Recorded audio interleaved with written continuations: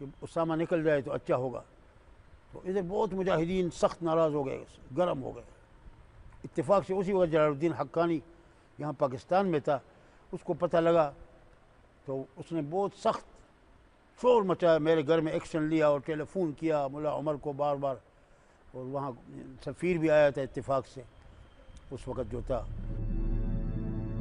The bond of loyalty between Mullah Omar and bin Laden seemed unbreakable.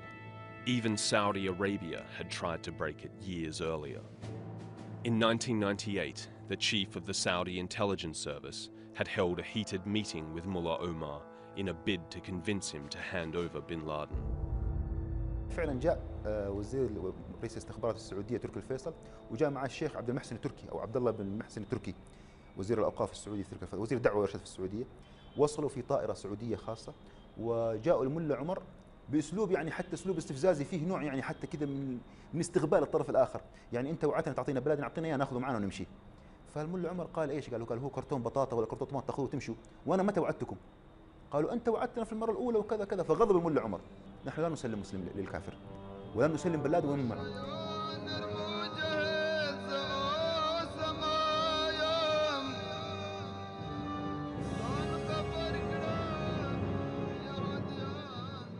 In 2006, Al Jazeera reporter Ahmed Zaidan traveled to Helmand province in southern Afghanistan to meet one of the leaders of the Taliban.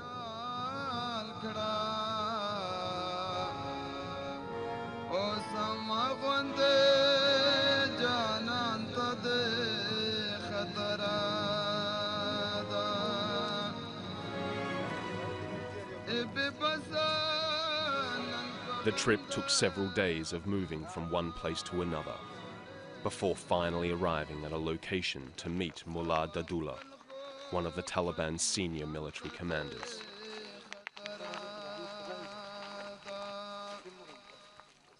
He explained why the Taliban refused to hand over bin Laden, even though it had resulted in the American invasion of Afghanistan and had cost the Taliban their position of power.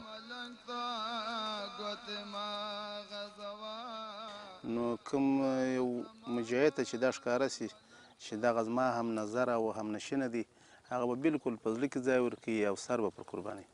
موږ ته خدای او رسول دا ویلي چې یو مسلمان یو چا ته سپارل جواز نه لري او بل د خپل ورور سپارل. دا خو زموږ یو ورور په جهاد کې او دا زموږ یو اسلامي ملګری و. نو ځکه امیر المؤمنین وهغه ته د سختې خبرې وکړلې او اخر یې خپله باچي یې برخراب کړه.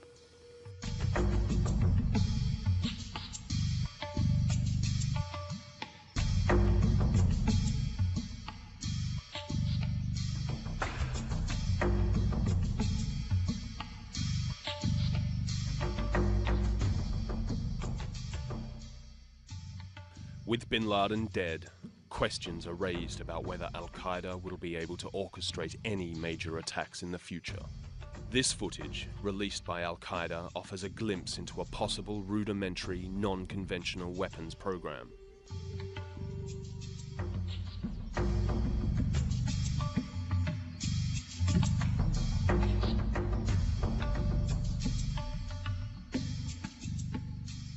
A new book had revealed a plot by Al-Qaeda to kill New Yorkers by spreading cyanide gas in the subway in 2003.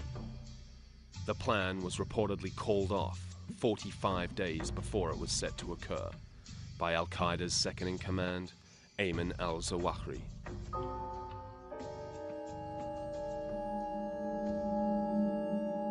Hamid Mir was the last reporter to meet and interview bin Laden. The meeting took place in November 2001. In the interview, bin Laden claimed that Al-Qaeda possessed chemical and nuclear weapons.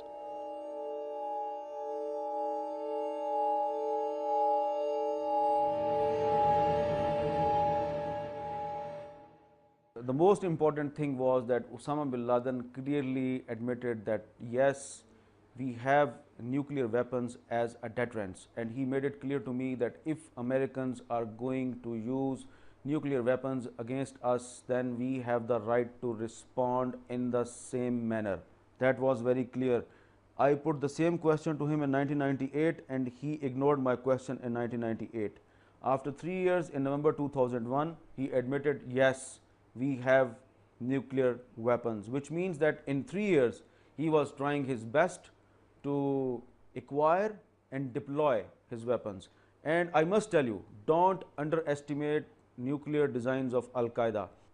A person whose name is Adnan al-Shukri Juma, he was given the task to smuggle the enriched uranium inside United States of America. Between 1999 and 2001, he smuggled more than 90 kilograms of enriched uranium inside United States of America from the Mexico. And now Adnan Shukri ul Juma, I can tell you that he is the next Muhammad Atta, and he will be responsible for the next 9/11 inside United States of America, in which they can use some kind of dirty bombs. I can't rule that out now. I know that they have embarked on programs to acquire and develop these weapons, certainly chemical, biological weapons, and we know they have developed toxins, poisons, and they have used them, and they intend to expand this program.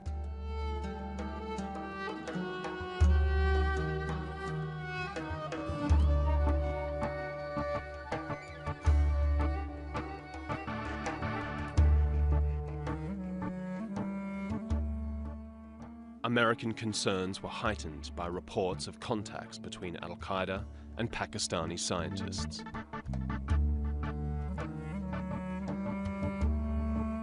Nuclear scientist Sultan Bashiruddin Mahmud, who had met bin Laden, was arrested and interrogated by Pakistani intelligence. He was later released, apparently unable to provide any clear information.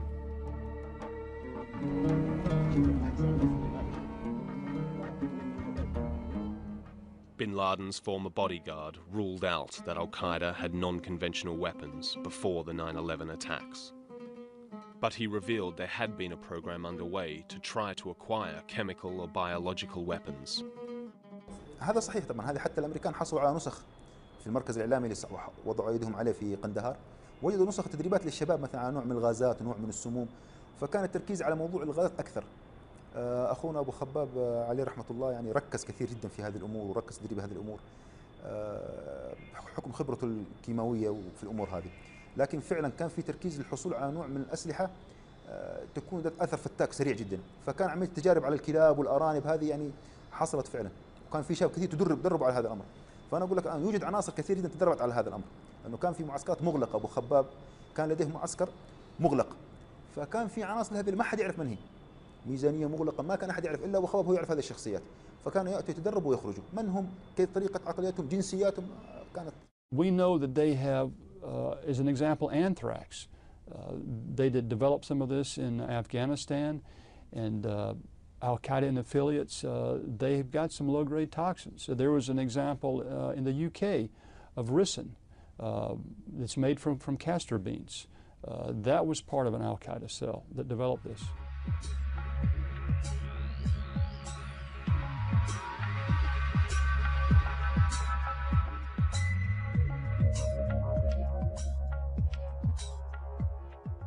After the fall of the Taliban and the flight of bin Laden, the Americans discovered documents in former Al-Qaeda bases. The documents indicated the group were much closer than had initially been thought to gaining nuclear and biological weapons capabilities. American concerns led to the arrest and interrogation of one of Pakistan's leading orthopedic surgeons. How can an orthopedic surgeon be involved in making biological weapons? I asked the Americans this question, and they said, you are right, but still there is a possibility. The allegation against me was of providing biological weapons, chemical weapons, of sending dialysis machine to Osama bin Laden. It's a load of total rubbish. I have no idea of what anthrax and chemical weapons are. What they were telling me was that the supplies that I sent for the Jalalabad ward, They were antiseptic solutions to wash your hands before surgery. And they told me that they were dual-purpose chemicals and they could be used to make bombs. And I mean, it's amazing. You cannot reason with such logic.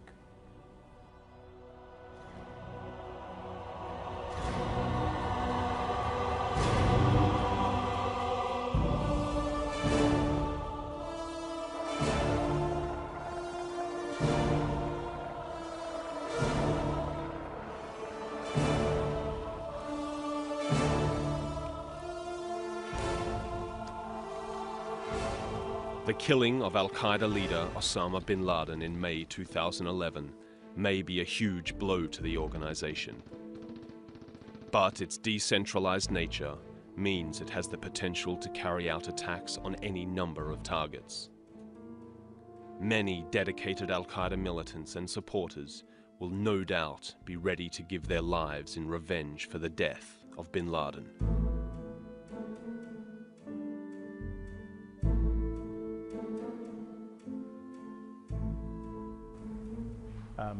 It's a bit like a nuclear scientist who's created the atom bomb. You can go around and arrest all the nuclear scientists, but the bomb has been made.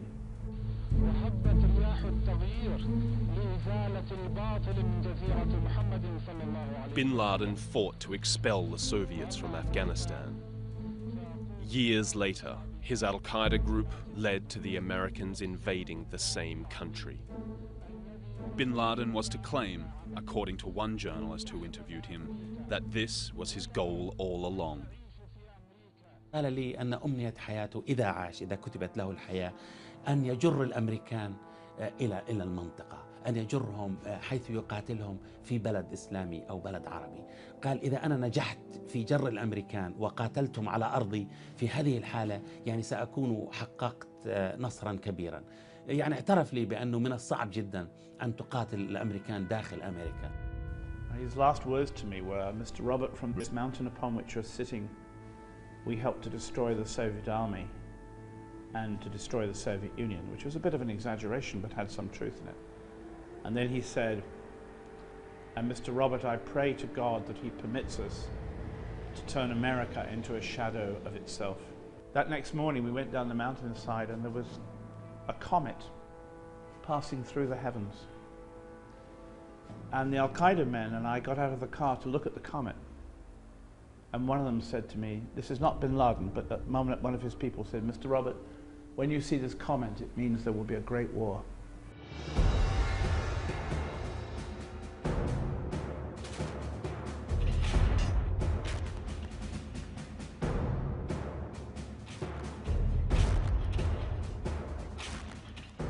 Although bin Laden is now dead, Al-Qaeda affiliates across the world are likely to remain active.